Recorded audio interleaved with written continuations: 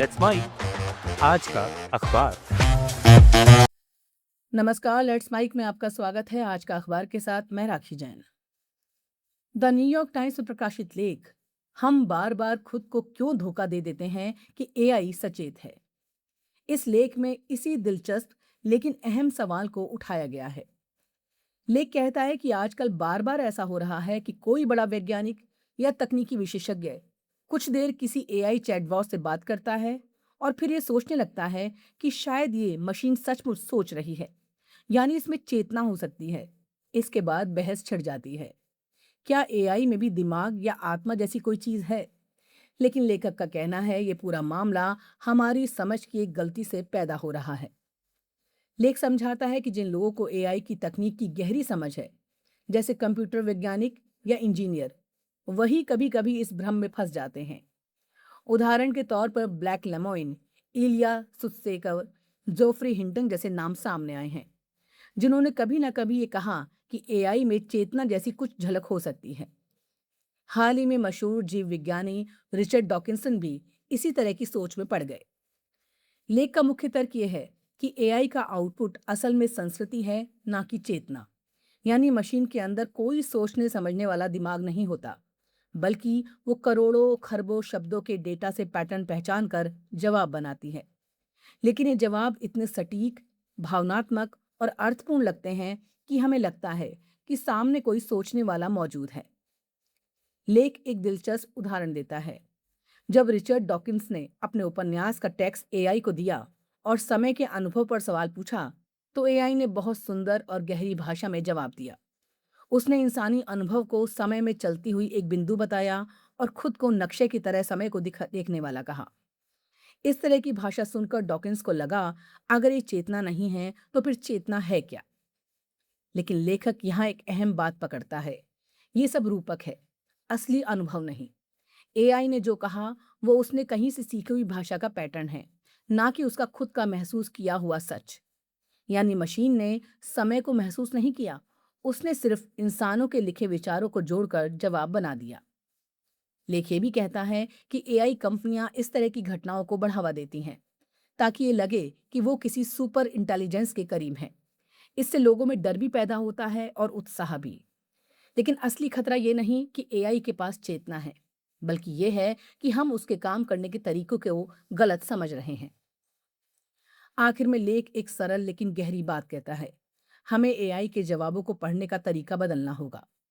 जैसे पहले लोग खास तरह की तस्वीरों को पढ़ने के लिए अपनी नज़र ढीली करते थे, वैसे ही एआई के जवाबों को भी ढीले तरीके से पढ़ना होगा। यानी हर शब्द को सच मानने की बजाय उसे संभावनाओं और पैटर्न के रूप में देखना होगा। कुल मिलाकर ये लेख कहना चाहता है कि एआई कोई जिंदा दिमाग नहीं है, बल्कि ये संस्कृति को दोहराने और नए ढंग से पेश करने वाली मशीन है। द गार्जियन में प्रकाशित संपादकीय ऑरबॉन के बाद की जिंदगी, पीटर माजियार की तेज शुरुआत हंगरी और यूरोप के लिए उम्मीद की किरण है।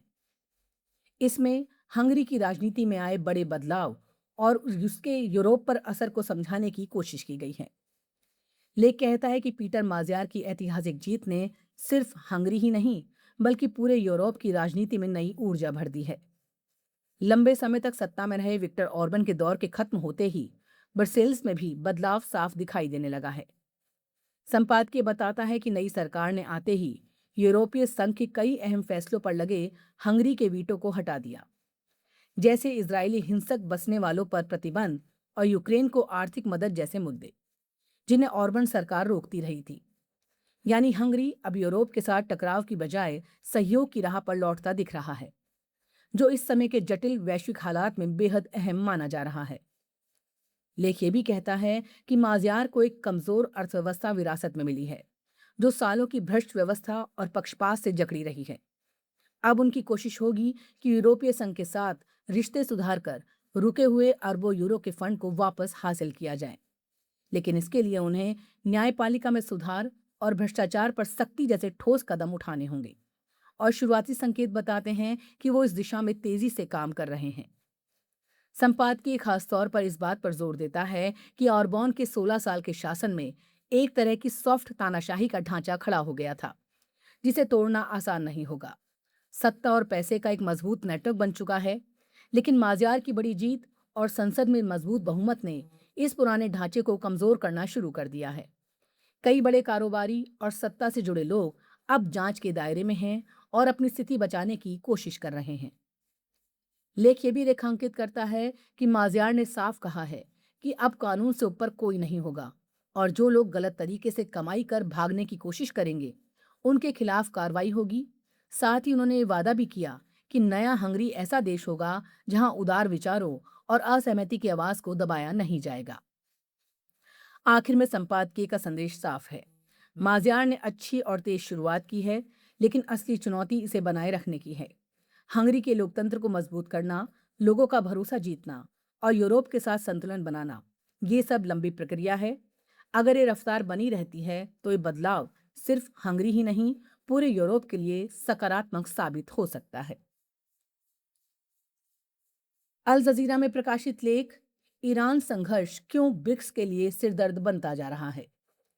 इसमें बताया गया है कि उभरती हुई ताकतों का समूह ब्रिक्स, जो खुद को वैश्विक दक्षिण की आवाज के रूप में पेश करता है, अब एक बड़ी कूटनीतिक चुनौती से जूझ रहा है। वजह है ईरान को लेकर अमेरिका इजराइल के साथ चल रहा संघर्ष, जिस पर ब्रिक्स देश आपस में ही एक राय नहीं बना पा रहे हैं। नई दिल्ली में हुई हालिया विदेश मंत्रियों की बैठक भी बिना किसी साझा बयान के खत्म हो गई और ये लगातार दूसरी बार हुआ है। लेख के मुताबिक ये बैठक एस जयशंकर की अध्यक्षता में हुई, जो भारत की ब्रिक्स अध्यक्षता का अहम हिस्सा थी। लेकिन इस मंच पर एकजुटता दिखाने की बजाय साफ तौर पर मतभेद सामने आ गए।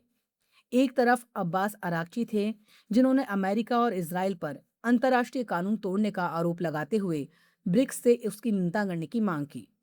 वहीं दूसरी तरफ संयुक्त अरब अमीरात ने ईरान पर ही हमलों और अस्थिरता फैलाने का आरोप लगाया।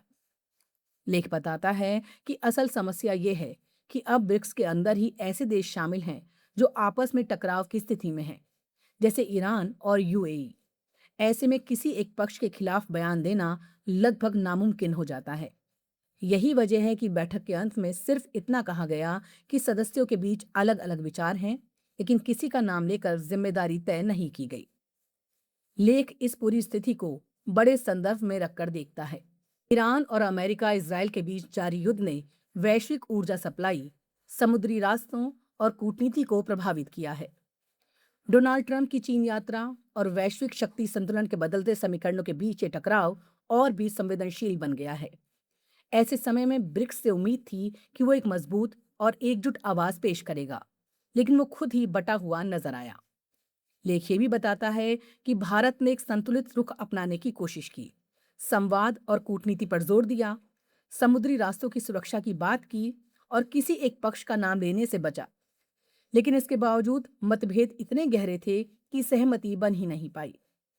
आखिर में लेख का बड़ा संदेश ये है कि ब्रिक्स भले ही एक महत्वपूर्ण समूह हो, लेकिन उसके सदस्य देशों के अपने अपने हित, रिश्ते और प्राथमिकताएं इतनी अलग हैं कि हर बड़े मुद्दे पर एकजुट होना आसान नहीं है। खासकर जब संगठन के भीतर ही विरोधी पक्ष मौजूद हो तो सहमति बनाना और मुश्किल हो जाता है। कुल मिलाकर ये लेख कहना चाहता है कि बदलती दुनिया में पारंपरिक ब्लॉक राजनीति कमजोर पड़ रही है। अब देश अपने अपने हितों के हिसाब से फैसले ले रहे हैं और ऐसे में ब्रिक्स जैसे मंचों के लिए एकजुटता बनाए रखना सबसे बड़ी चुनौती बनती जा रही है। आज का अखबार में फिलहाल इतना ही। जुड़े रहिए लेट्स माइक के साथ। नमस्कार। आप सुन रहे थे let's mike more than radio. Follow कीजिए हमें हमारे सोशल मीडिया प्लेटफॉर्म्स पर। It's time for news. It's time for more than radio. Presenting the first radio news app, Let's Mic. Let's Mic, a news-based app on your phone where you get to watch and listen news, talk shows, interviews, radio show podcasts. On Let's Mic, you get all relevant information of TV, print, radio, podcast, and digital. Let's Mic talks about every segment of life.